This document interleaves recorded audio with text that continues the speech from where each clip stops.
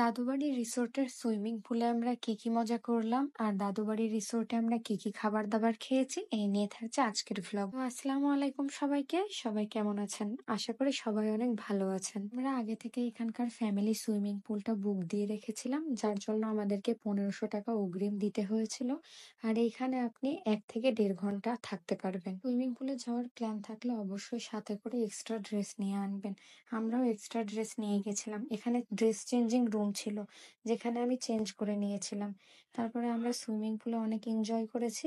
আর আয়াজ এখানে বসে বসে আমাদেরকে দেখছিল, কারণ যেহেতু সুইমিং পুলে ব্লিচিং পাউডার দেয়া থাকে, তাই আমরা ওকে আর নামাইনি।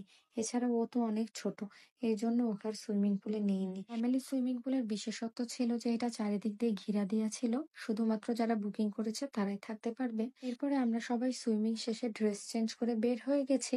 আর আয়াজ ওর আব্বুর কোলে ঘুমিয়ে গেছিল।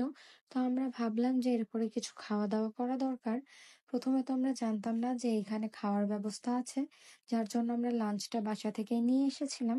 কিন্তু এখন যেহেতু বিকাল হয়ে গেছে, তাই ভাবলাম এখানকার একটু খাবার দাবার টেস্ট করা যাক। আমরা ক্যাফের দিকেই যাচ্ছিলাম, আর যাওয়ার পথে যেগুলো চোখে পড়ছিল ওগুলো দেখে নিচ্ছিলাম। তো এই জায়গাটার নাম দেওয়া ছিল স্পেস হোম, কিন্তু দেখেন ভিতরে কোনো স্পেসই নাই, শুধুমাত্র বাইরে স্পেস হোম লিখে রেখেছে। তো আয়াজ ওর দাদির কোলে ঘুমিয়েছিল। আর এই তো এটা হচ্ছে গ্লাস ব্রিজ। এই যে গ্লাস দিয়ে তৈরি করা, যদিও গ্লাসটা একদমই আবছা, নিচটা দেখা যাচ্ছে না, কিন্তু এখান থেকে দুই দিকের ভিউটা অনেক বেশি সুন্দর ছিল।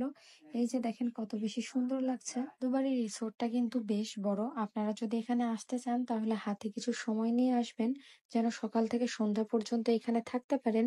না হলে কিন্তু আপনারা খুব একটা ভালো সময় কাটাতে পারবেন না, অর্থাৎ আপনারা সবগুলো ঘুরে দেখতে পারবেন না। এই পোর্শনে ছিল ক্যাফেটা আর বিশাল বড় একটা মাঠ। এই মাঠের মাঝে মাঝে চেয়ার টেবিল দেওয়া ছিল।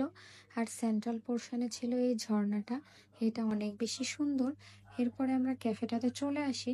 আর এখানে কিন্তু প্রাইস অনেক বেশি রিজনেবল। বাসা থেকে খাবার নিয়ে আসার আসলে কোনোই দরকার পড়বে না, কারণ এখানকার খাবারের টেস্ট এদের প্রাইস অনুযায়ী ভালোই ছিল। আর এখান থেকে আমরা অনেক কিছুই অর্ডার দিয়েছিলাম, যেমন mini burger, nachos, soup, wonton, তারপরে কফি দিয়েছিলাম আমরা সবার জন্য। এখানে অর্ডার দেওয়ার পরে আপনার হাতে একটা টোকেন দিয়ে দিবে, যেটা নিয়ে যে আপনি ওয়েট করবেন। যখন টোকেনটা বেজে উঠবে তখন আপনি এসে আপনার খাবারটা নিয়ে যাবেন। তো আমরাও এখানে এসে ওয়েট করছিলাম। এরপরে আমাদের খাবার চলে এসেছে, মানে আমরা আমাদের খাবারগুলো নিয়ে চলে এসেছি। আর এই তো এগুলো দেখেন, দেখতে কিন্তু অনেক বেশি সুন্দর লাগছে। এই বার্গার গুলা সিঙ্গেল প্রাইস ছিল 60 টাকা করে, আর নাচোস ছিল 100 টাকা, স্যুপ আর অন্থনও ছিল 100 টাকা। প্রাইস কতটা রিজনেবল তাই না বলেন?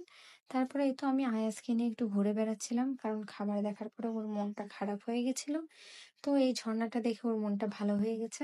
তো আমি ওর সাথে অনেকগুলো মজা করছিলাম। এরপর সন্ধ্যা লেগে এসেছে, আমরা বের হয়ে যাব। আজকের জন্য এইটুকুই। সবাইকে আল্লাহ হাফেজ।